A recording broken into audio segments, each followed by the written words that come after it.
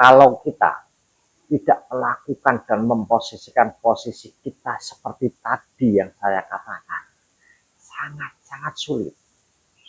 Kesulitan sekali kita untuk bisa bertemu dengan guru sejati. Apalagi kita dibimbing sama guru sejati. Apalagi kita terbimbing sama guru sejati. Jadi posisi di dalam batin kita sendiri, posisi dalam pikiran, posisi dalam hati, dan posisi dalam arso kita berfokus kepada bahwa untuk kelahiran rohani memang sangat sulit kalau kita menempuhnya melalui jalur agama. Kelahiran rohani hanya bisa ditempuh dengan melalui jalur spiritual, atau lebih mudah untuk kelahiran rohani ini kita menempuhnya melewati jalan spiritual dibandingkan kita melewati jalan agama. Ada beberapa hal yang mencolok dan sangat mendasar, perbedaan antara spiritual dan agama. Berikan sambutan pembukaan perbedaan antara agama dan ajaran yang saya sampaikan melalui video-video saya. Agama berpegang teguh pada kitab suci, di mana manusia itu sendiri yang menulis di dalamnya, dicetak dalam bentuk buku. Spiritual berpegang teguh pada kitab suci, kitab tanpa tinulis, di mana sang ilahi sendiri yang menulis di dalamnya, berbentuk alam semesta beserta isinya. Agama memandang kematian adalah sesuatu yang mengerikan. Spiritual memandang kematian adalah sesuatu yang tenang dan indah dan sangat dinantikan, karena jiwa atau kesadaran tidak akan pernah mati. Agama memuja Tuhan. Spiritual mengajarkan kemanunggalan dengan Tuhan. Agama mengajarkan mengharapkan surga dan neraka. Spiritual, surga dan neraka itu diciptakan oleh manusia itu sendiri. Agama, Tuhan milik agama tertentu. Spiritual, Tuhan milik seluruh makhluk di alam semesta. Karena semesta ini adalah perwujudan dari Sang Ilahi. Agama, Tuhan hanya mencintai hambanya yang taat, yang salah saja. Spiritual, Tuhan mencintai seluruh hambanya, baik yang taat maupun yang berdosa. Agama, Tuhan menyiksa hambanya yang berdosa. Spiritual, Tuhan maha kasih dan penuh dengan kasih sayang kepada semua hambanya. Apapun yang terjadi pada manusia adalah akibat dari ulah manusia itu sendiri, atau hukum alam sebab akibat. Agama, hari kiamat adalah hancurnya alam semesta. Spiritual, hari kiamat adalah hancurnya doktrin paham awam. Agama, Tuhan itu gaib. Spiritual, Tuhan itu nyata dan bisa dibuktikan dengan mata telanjang. Agama menilai sesuatu adalah berkah atau musibah, pahala atau dosa. Spiritual memandang semua yang terjadi adalah kebenaran dan bentuk kasih sayang kepada diri sendiri. Rahayu, rahayu, rahayu sakung, kumati, prasturup, pinaringan seger waras, bejo, tonyo, bejo, akhirat. Salam cerdas, damai untuk seluruh alam. Para sedulur-sedulur, dalam kesempatan video kali ini saya akan menceritakan pengalaman bagaimana agar kita bisa dengan cepat dan mudah bertemu dengan guru sejati dan dibimbing sama guru sejati dan terbimbing sama guru sejati. Yang belum subscribe silahkan subscribe. Bagikan video ini jika bermanfaat. Jika tidak bermanfaat, komen di bawah apa kekurangan dari video saya ini.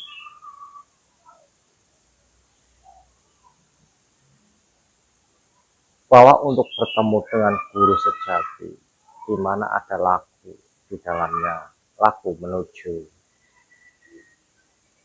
ke dalam diri yang paling dalam di dalam diri kita. Memang dasar utama Fondasi awal atau langkah awal adalah kelahiran rohani, itu awalnya. Dari kelahiran rohani inilah perjalanan menuju guru sejati. Di dalam melakukan guru sejati atau bertemu dengan guru sejati ini, ada suatu teknik ataupun suatu cara di mana sebenarnya cara dan teknik ini rahasia. Cara dan teknik ini rahasia. Di mana pada saat kita bertemu dan menemukan guru sejati ini, dan saya mengatakan suatu metode atau cara yang saya lakukan ini, saya katakan dan saya ceritakan kepada bapak saya. Dia mengatakan bahwa jangan kasih tahu ke siapapun, atau jangan kasih tahu orang-orang yang sedang berjalan mencari di dalamnya, karena biarkan mereka sendiri yang menemukannya, biarkan mereka sendiri yang merasakan untuk apa yang tadi saya ceritakan kepada bapak saya. Jadi emang ada, di samping kita melakukan laku, ada juga penataan posisi kita, penataan posisi batin kita, penataan posisi pikiran kita, dan penataan di dalam karso kita. Karena posisi ini termasuk bagian dari pembantu penunjang ataupun sebagai penguat sarana kita untuk menemukan, oh ini guru sejati. Melalui video ini saya bocorkan dan saya ceritakan menurut pengalaman, karena saya hanya menceritakan pengalaman pada saat proses pencarian itu. Di dalam laku terpenting dan sangat penting buat kita untuk memperhatikan apa yang diinginkan orang lain dan memperhatikan untuk memenuhi kebutuhan orang lain. Kita juga memperhatikan dan fokus apa aja yang diperlukan dan dibutuhkan oleh sekitar kita. Itu kunci posisi batinnya. Kalau kita tidak melakukan dan memposisikan posisi kita seperti tadi yang saya katakan, sangat-sangat sulit. Kesulitan sekali kita untuk bisa bertemu dengan guru sejati. Apalagi kita dibimbing sama guru sejati. Apalagi kita terbimbing sama guru sejati. Jadi posisi di dalam batin kita sendiri, posisi dalam pikiran, posisi dalam hati, dan posisi dalam arso kita berfokus kepada orang-orang sekitar kita. Jadi kalau seandainya tidak di dalam posisi tadi, pikiran, perasaan kita, hati kita, dan juga karso kita tidak posisi tadi, kita akan merasakan kesulitan dan merasakan seperti sebuah kesia-siaan. Percuma kita melakukan tirakat di dalamnya. Seperti sebuah tirakat saya kok nggak menghasilkan ya, kok tidak seperti apa yang saya harapkan. Itu karena posisi batin kita itu tidak di posisi yang tadi saya ceritakan. Buat apa kita melakukan laku di dalamnya kalau kesadaran kita tidak di posisi yang tadi? Kita tidak mengutamakan dan tidak mengedepankan kepentingan atau kebutuhan orang lain sekitar kita. Kita puasa, nggak makan, nggak minum, nggak tidur. Tapi pada saat kita keluar rumah, kita bertemu kucing. Dan kucing itu butuh makan. Secara mata lahiriah melihat kalau kucing itu kelaparan. Di sini tidak tergerak sama sekali dalam hati kita untuk memberi dia makan. Maka perjalanan dalam mencari guru sejati akan mengalami kesulitan.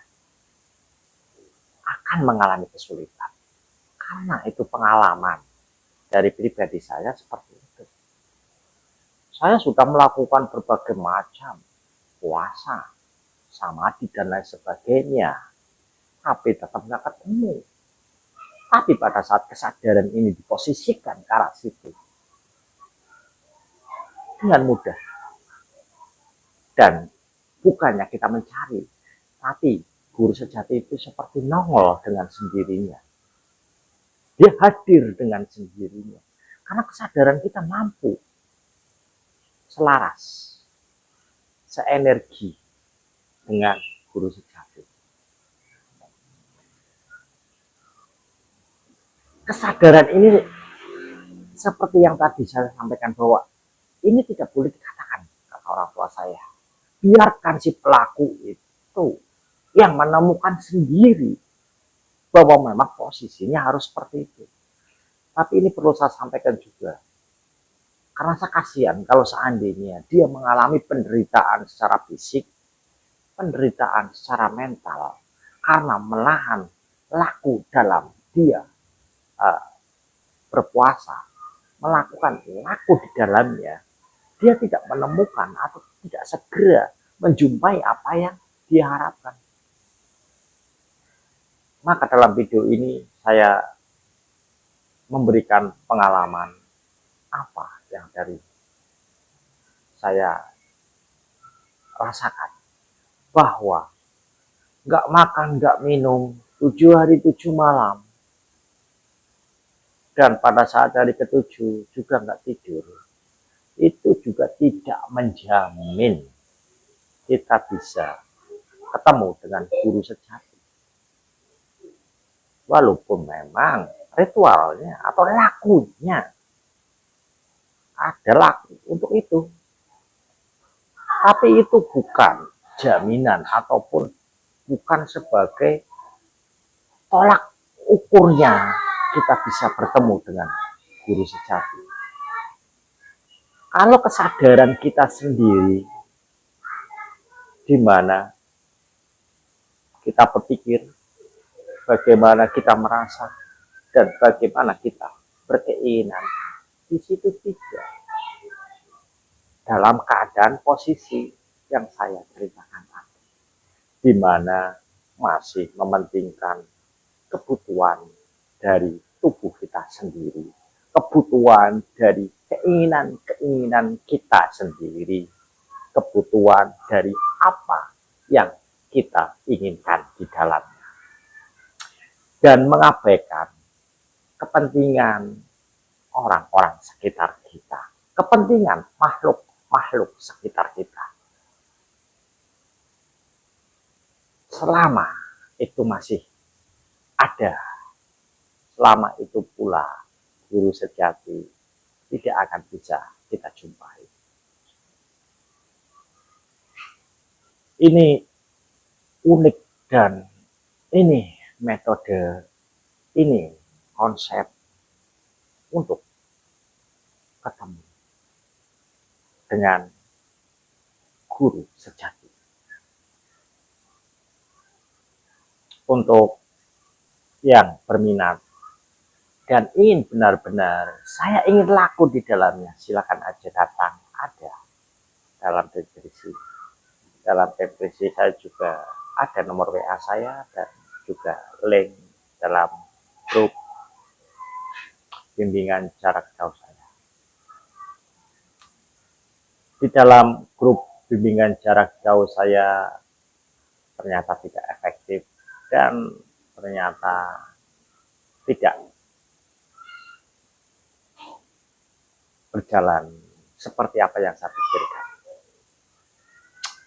Di dalam grup tidak ada yang benar-benar laku di dalamnya.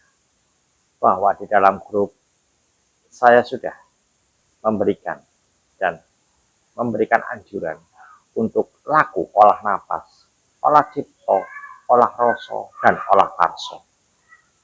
Tapi laku ini tidak ada yang serius menjalani di dalamnya. Untuk itu, yang berada dalam grup WhatsApp saya lebih semangatlah untuk menyadari akan kesejatian dari diri kita yang memiliki kekuatan tanpa batas, yang memiliki kuasa tanpa batas, yang tidak bisa kita perkirakan dan yang tidak bisa kita pikirkan. Bertemulah dengan guru sejati, carilah guru sejati, karena dia ada di dalam diri kita. Dia bersembunyi di tempat yang sangat rahasia yang ada dalam diri kita. Untuk itu, saya akhiri video ini. Semoga Prasetyo pinarnya seger waras, bejo donya, bejo akhirat. Salam cerdas, damai untuk seluruh alam.